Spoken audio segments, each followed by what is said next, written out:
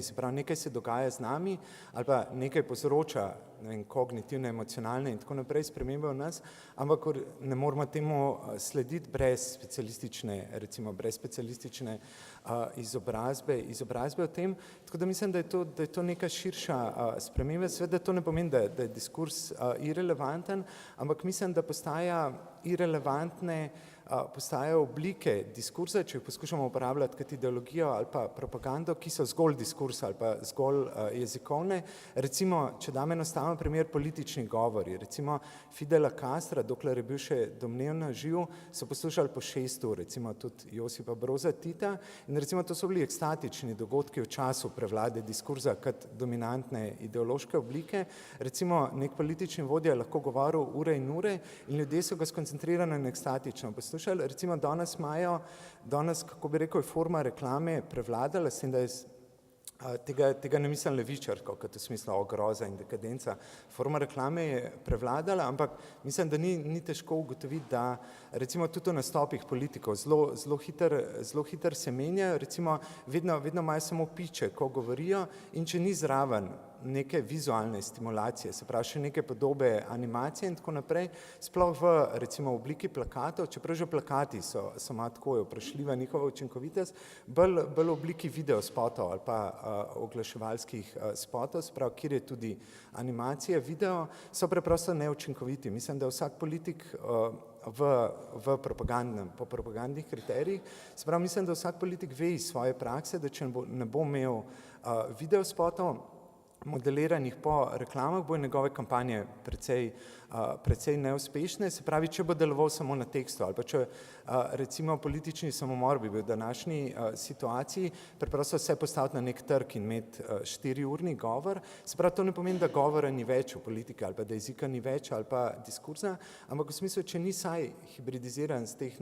podobami, je neučinkovit, ampak to velja za vse oblike politične komunikacije, tako levičarske kot fašistične ali pa desničarske ali pa liberalne ali pa sredinske. Mislim, da tukaj fašizem ni neka velika izjema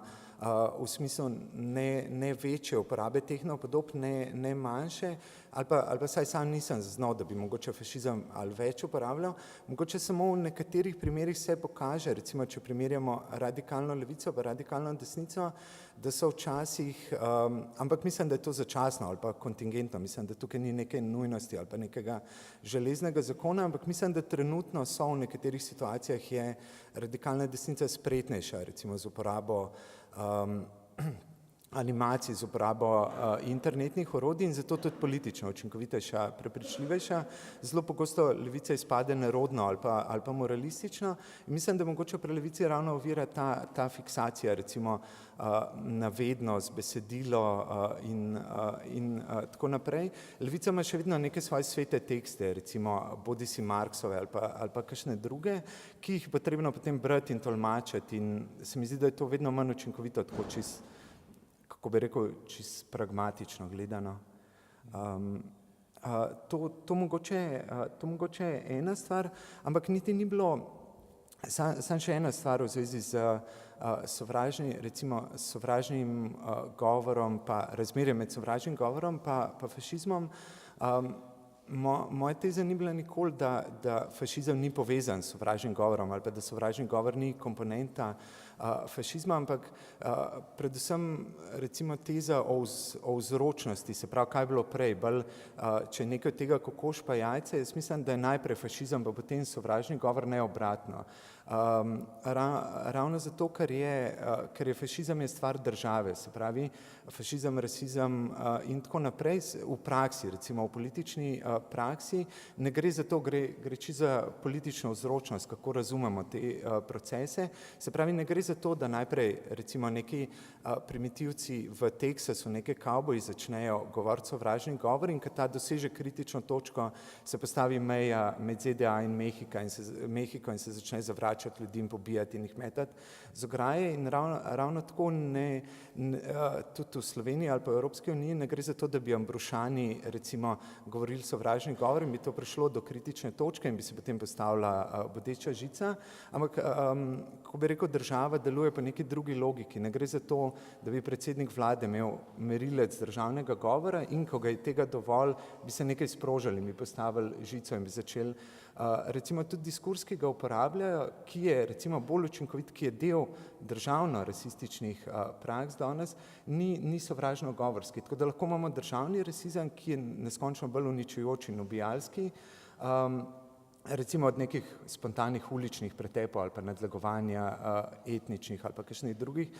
manjšin, neskončno bolj učinkovit v smislu utapljanja ljudi, zavračanja na meji politične, družbene smrti ali pa tudi fizične smrti, ki pa ne uporablja sovražnega govora, ki pa lahko popolnoma vljuden, tehnokratski in tako naprej. Tako da ne vidim te vzročne povezave. Se pravi, da bi rekli, zato ker imamo na forumih sovražni govor, bo jutri državni fašizem. Med tem ne vidim vzročne povezave. Okay, ja. Mislim, s tem se kar strinjam. Ne bi sicer rekel, da je eden hujši od drugega, rekel bi, da sta oba kvantitativno enako huda, seveda več kvalitativno se razlikujeta. Mimogrede, kaj si rekel,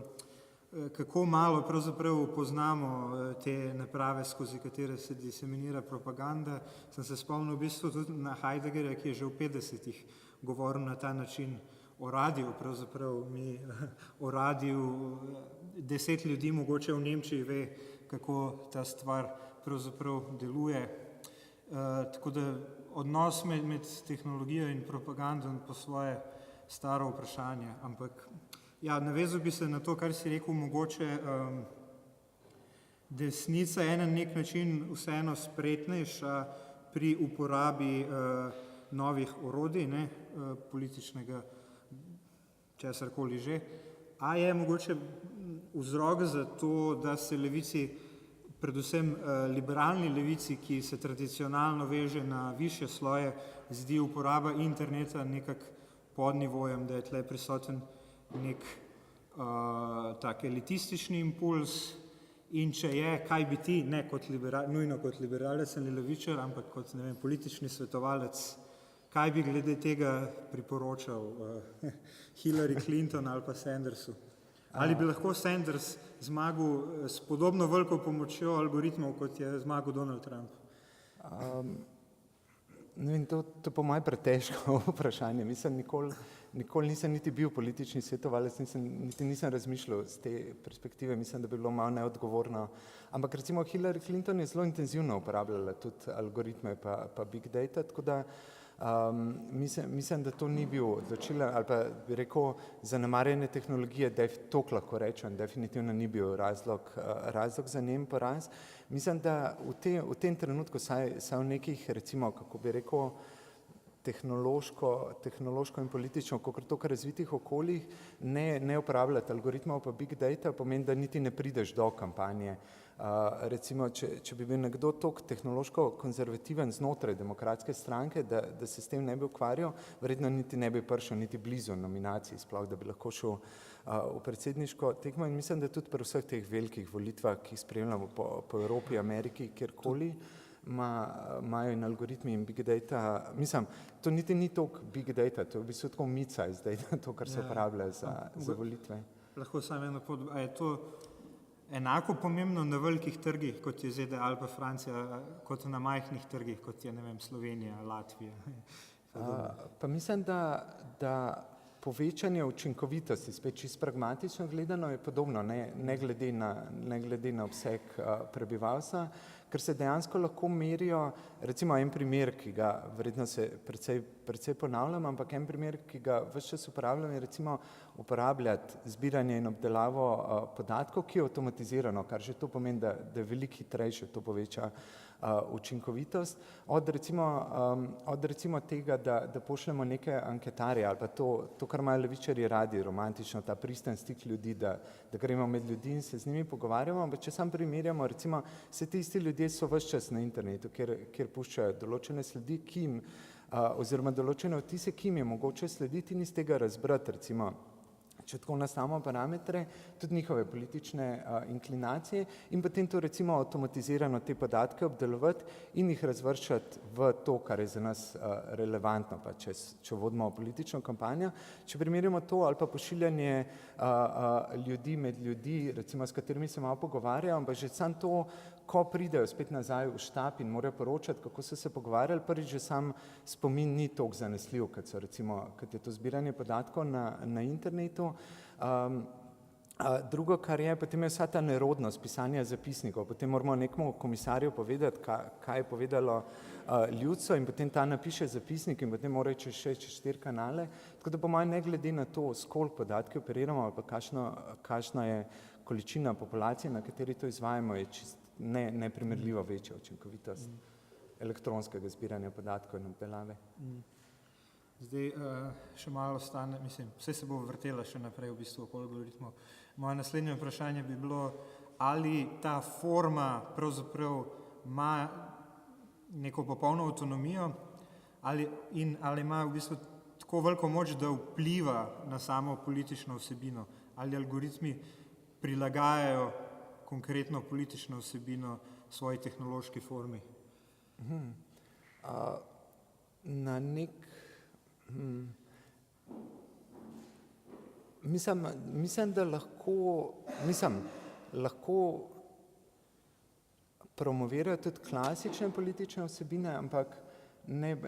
lahko jih pa tudi spreminjajo. Ne vem, odvisno od primera do primera, ampak tako čez iz glave bi rekel, da politične vsebine tudi transformirajo, ampak kar se mi zdi še bolj pomembno pa zanimivo je, da recimo sama uporaba Big Data tudi spreminja samo formo politike. Mislim, še vedno obstaja institucija volitev, oddajanja glasov in tako naprej na neki ravni, ampak se mi zdi, da se čedalje bolj komplicira, ker recimo sam koncept volitev temelji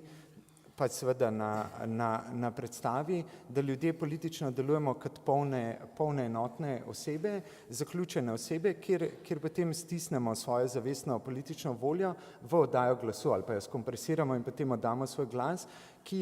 je beležka ali pa zaznamek naše politične volje, ki jo spet damo kot enoten subjekt. Zdaj, recimo, kar se spremeni z Big Data je to, da mi puščamo različne odtise, ki med drugim izražajo tudi naše politična nagnjenja, preference, ki pa niso nujno osebne ali pa ki so lahko protislovne. Se pravi,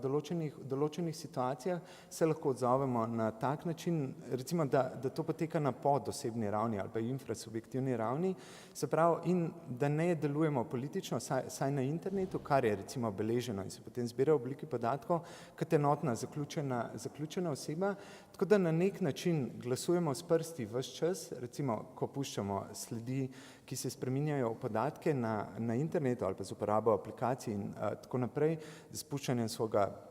GPS signala in tako naprej. Ves čas glasujemo s prsti, kar je nek veliko bolj kompleksen proces, kjer delujemo kot tisto, kar Deleuze imenuje individuumi, ne kot individuumi, ne kot zaključene enotne osebe, medtem ko v tem anahronističnem kontekstu volitev se pa tako, da bi se mogli zdramiti, ampak s tem, ko se zdramimo, se tudi reduciramo, se pravi, te kompleksne množice političnega obnašanja, ki jo je zdaj mogoče tudi spremljati in upoštevati in uravnavati na različne načine, smo kar naenkrat spet samo subjekt, se pravi ta nek majhen del zavestnega odločanja, kjer pa potem pritisnemo nek gumb pa damo glas. Tako da mislim, zanimivo tako futuristično razmišljanje bi bilo, koliko časa lahko sploh volitve ali pa percepcija politike, ki temelji na teh zaključenih osebah, ki imajo svoj glas in svojo voljo, koliko časa lahko zdrži recimo veliko podatkov, ker recimo na oblikah politike ali pa mogoče to že postpolitika ali pa sploh nima veze s politiko, ampak recimo močno tehnologiziranega, poudarjeno intenzivno tehnologiziranega upravljanja z različnimi socialnimi procesi, pojavi in tako naprej, ki pa recimo niso demokratični ali pa ne vsebujejo volitev, so recimo ti procesi že čisto drugačni, recimo pri mestnem upravljanju ali pa pri načrtih pametnih pametnih mest recimo že upošteva ta infrasubjektivna raven, recimo pri uravnavanju prometa ali pa kaj, kjer ni, ali pa pri načrtovanju bodočega usmerjanja prometa in tako naprej, kjer ni volitev, recimo, a bo zdaj tam semafor ali ne, ampak se recimo te mikroinklinacije prevajajo v podatke, kar se potem vrača nazaj v obliki načrtov, recimo za prometno ureditev ali pa kakršnokoli logistiko, infrastrukturo. Nadaljeval bi to vprašanje ali pa to temo o vplivu tehnologije na samo vsebino. Zdi se mi, da na številnih nivojih sama zavest o tem, da poteka neka tehnološka revolucija in da nas čaka neka futuristična prihodnost, če se tako malo razantno izrazim, vpliva na različne politične gibanja. No, zdi se mi, ne vem, tehno-utopisti levi recimo projicirajo številne svoje upe v to tehnologijo, fašisti to počnejo. Zdi se mi, da je celo na akademiji je imela ta stvar vpliv. Na akademiji imaš vedno neke plemena, ki se osredotočajo na določene teme, imaš klasične marksiste, imaš pa recimo primer Nika Landa, ki je eden od avtorjev, na katerega se ti mestoma referiraš in ima recimo na Twitterju kar radikalno desna alt-right stališča o Bolsonaru, o šariji v Evropi in tako naprej. In konkreten primer te projekcije, ki se je materializiral, se mi zdi ta primer, ko so uvedli na nekaterih perifernih evropskih letališčih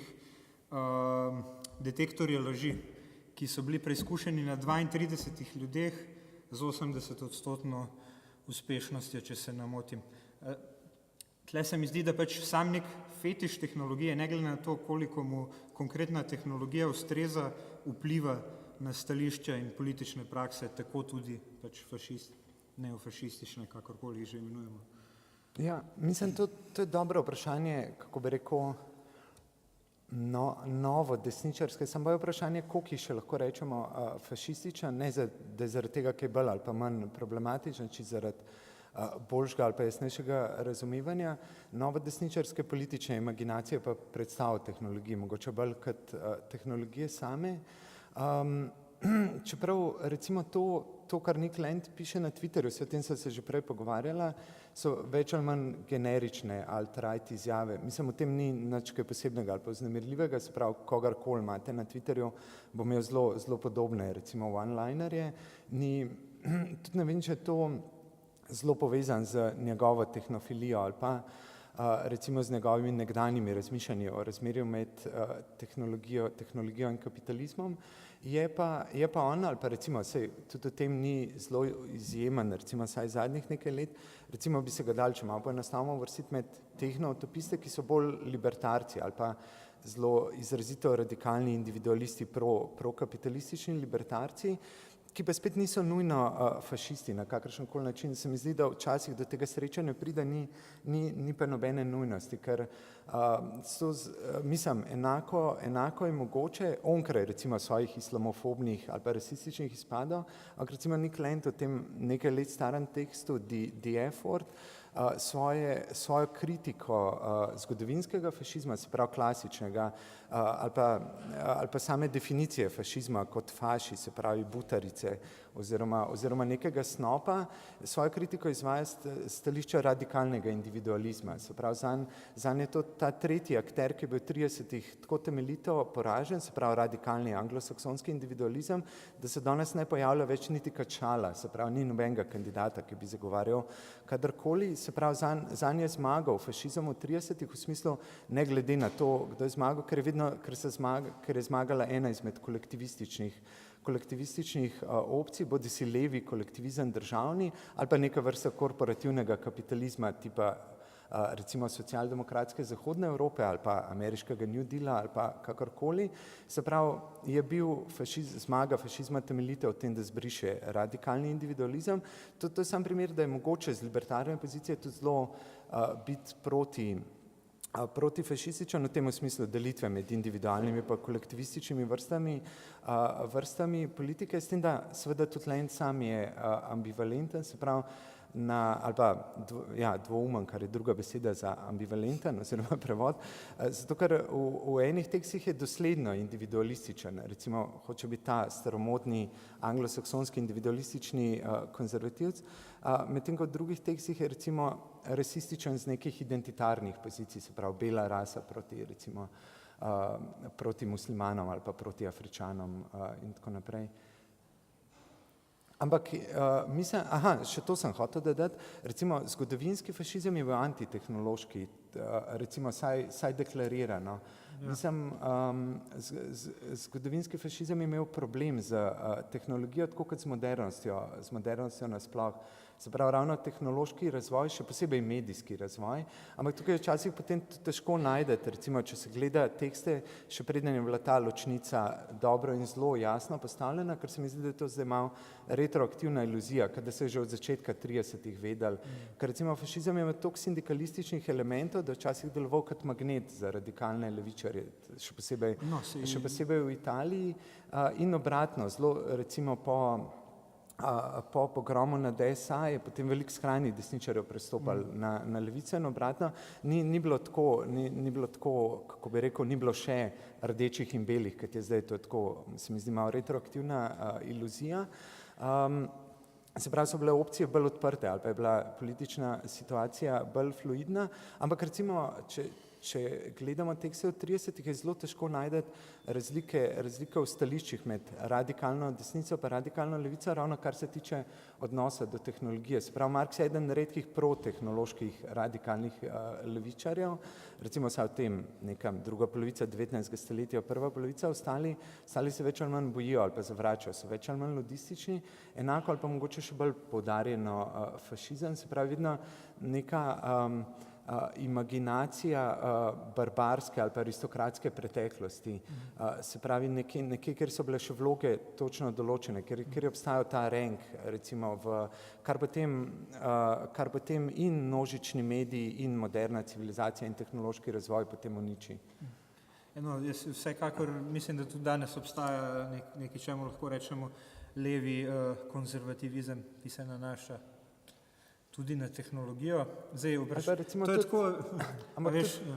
Ampak tudi dobršen del današnje ekstremne desnice so survivalisti pa ekofašisti. Se pravi, ljudje, ki hočejo nazaj v gost ali pa recimo se to tudi prej, ko sem omenil na kavi, ker je bila že danes odprta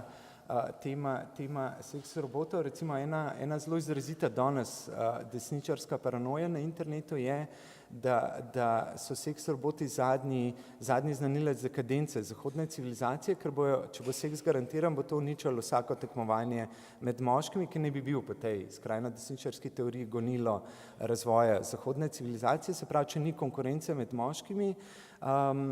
potem tudi ni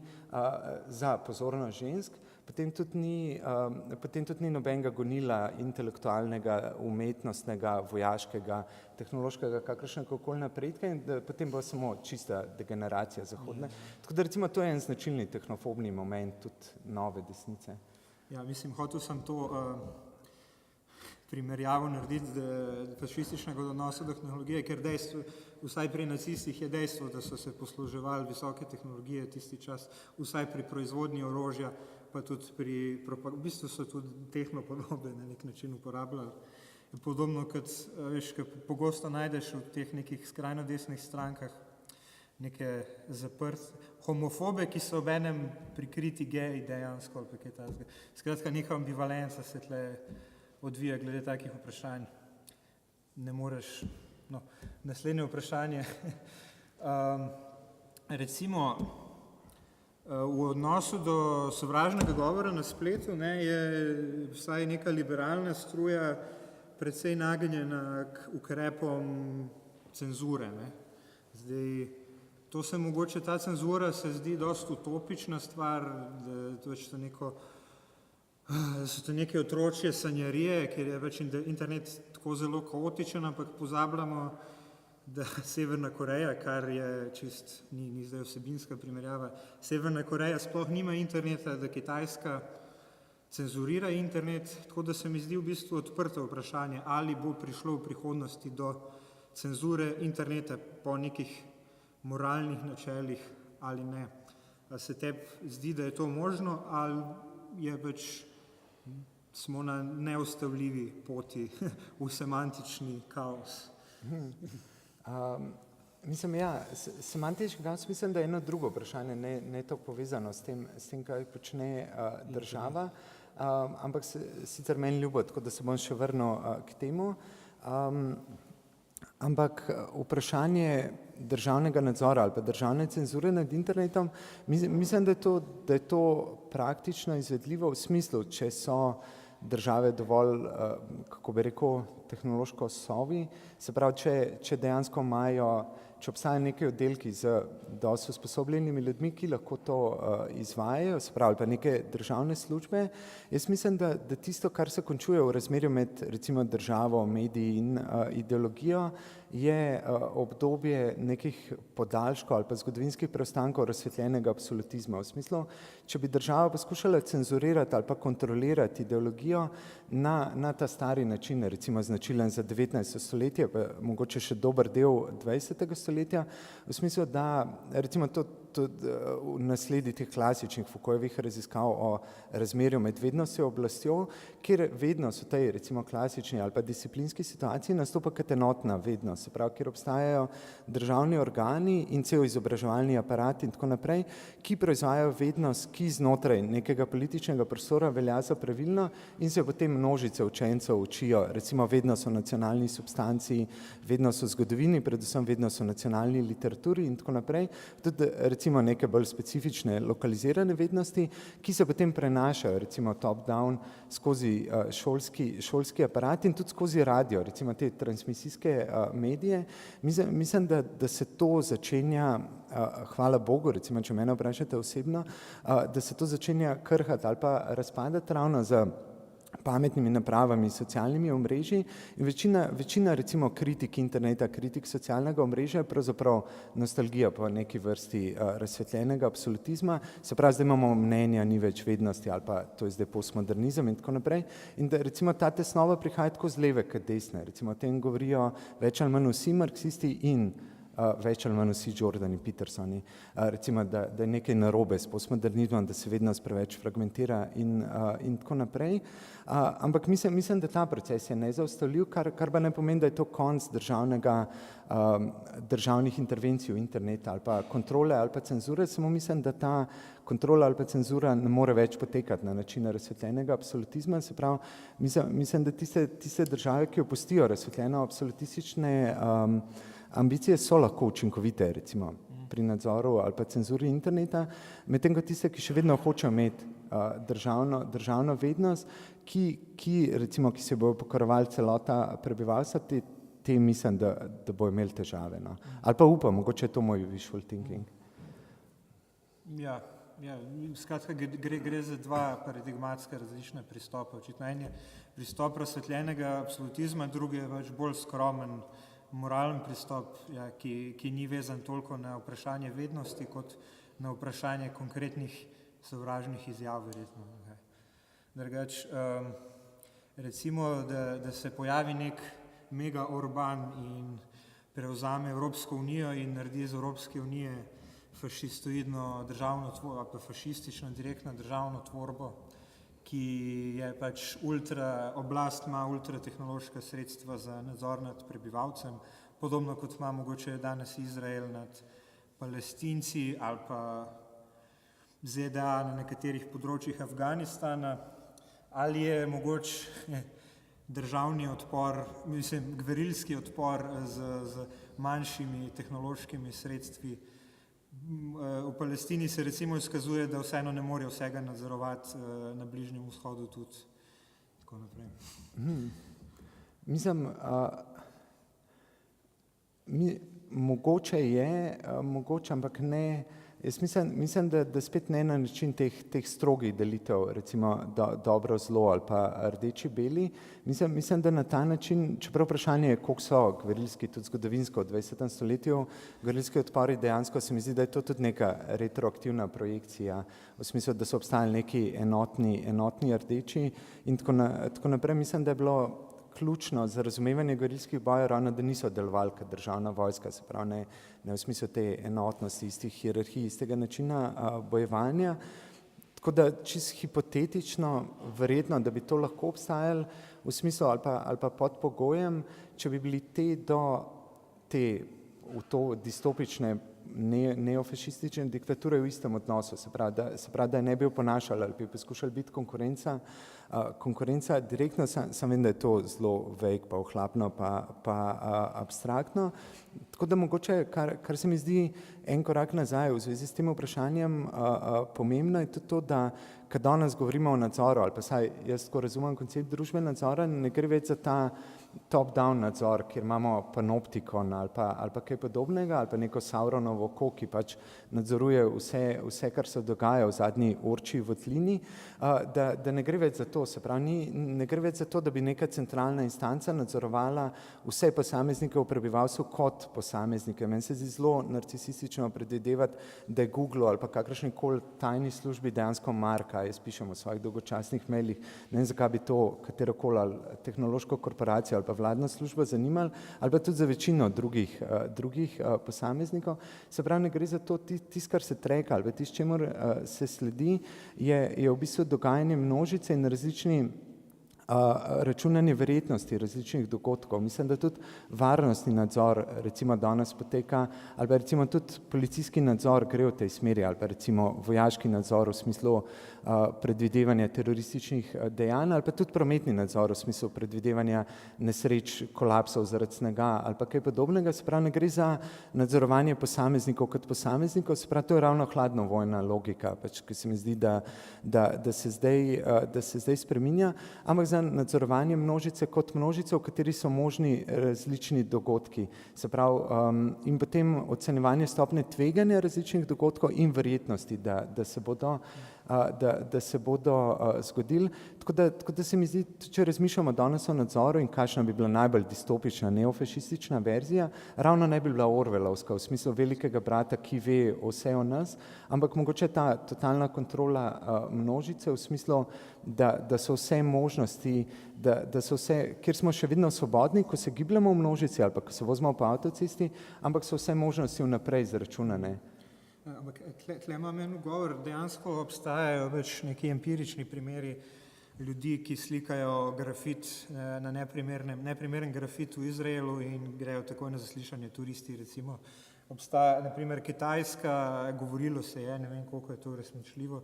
da namerava narediti tako sofisticirano bazo in tako odprto bazo podatkov, da bo informacije o vsakem državljanu naredila dostopne vsakemu drugemu državljanu in bo se pač družba nekako spontano glede na ta nadzor in moralno opredeljevala do posameznikov. Ne. Ja, mislim, vse to še obstaja, kako bi rekel, zbiranje ob tehnološki zmogljivosti, recimo te druge oblike nadzora, je recimo manjši del tako hardverskih kot softverskih kapacitet, ta klasičen nadzor, tudi če v elektronski verziji zaseda. Se mi zdi, mogoče samo malo sem hotel premakniti poudarek, da obstaja še neka cela nova oblika nadzora. Seveda pa obstaja tudi če zbiranje podatkov in seveda obstaja tudi klasične policijske metode. Jaz nimam več vprašanj, če bi kdo mogoče iz publike, kaj je njega ali pa mene vprašal, kar naj izvoli.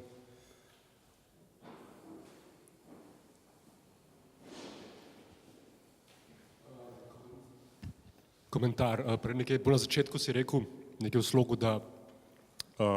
forma volitev, da ni to, da ne bo fikcija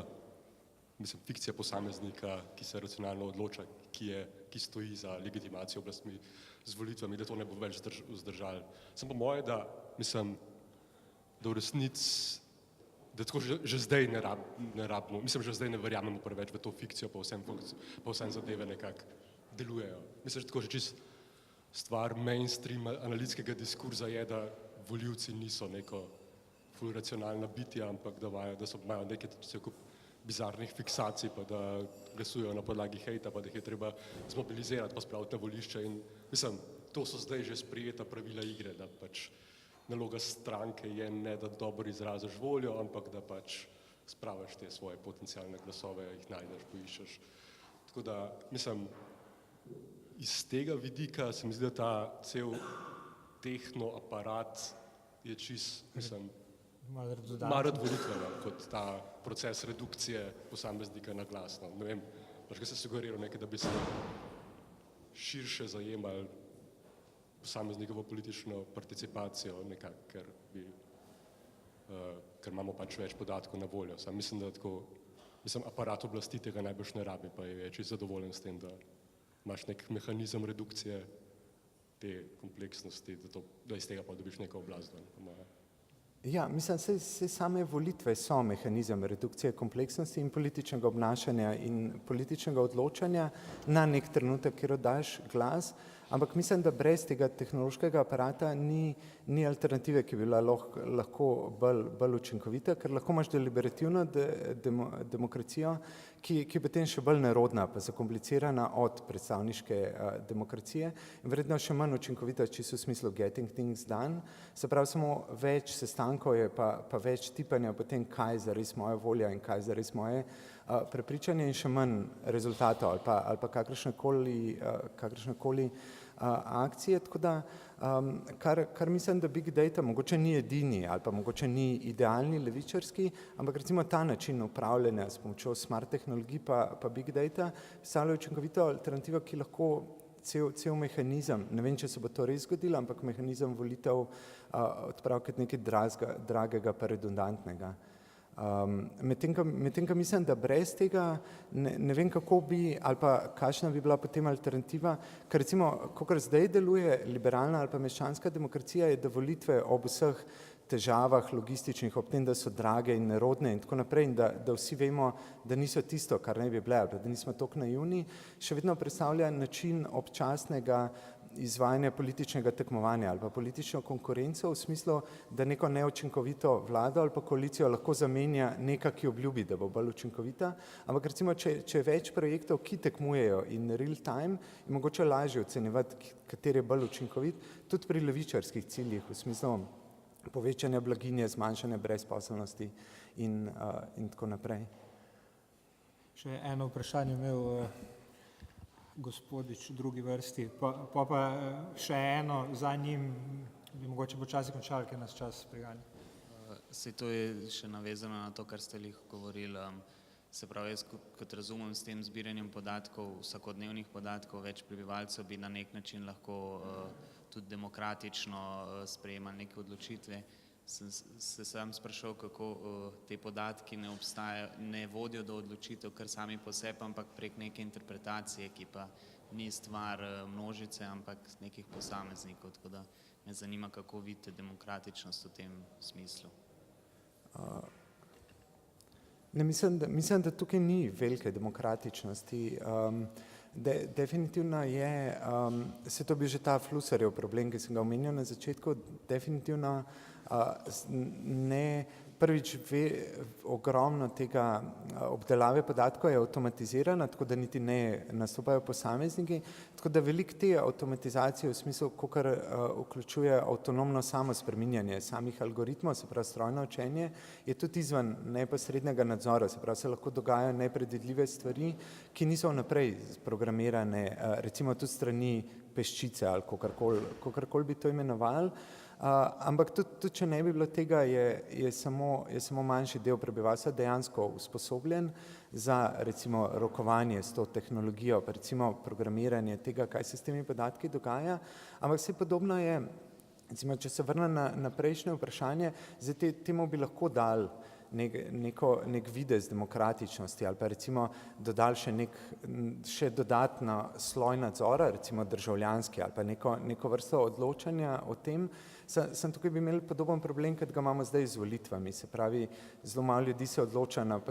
racionalno na podlagi popolne informiranosti, zelo pogosto impulzivno ali pa čisto na ravni osebnih, privatnih interesov, tako da bi se v bistvu samo zakompliciral isti problem demokracije, kot ga imamo že zdaj v tej. Ja, živijo. Jaz sem v bistvu s vprašanjem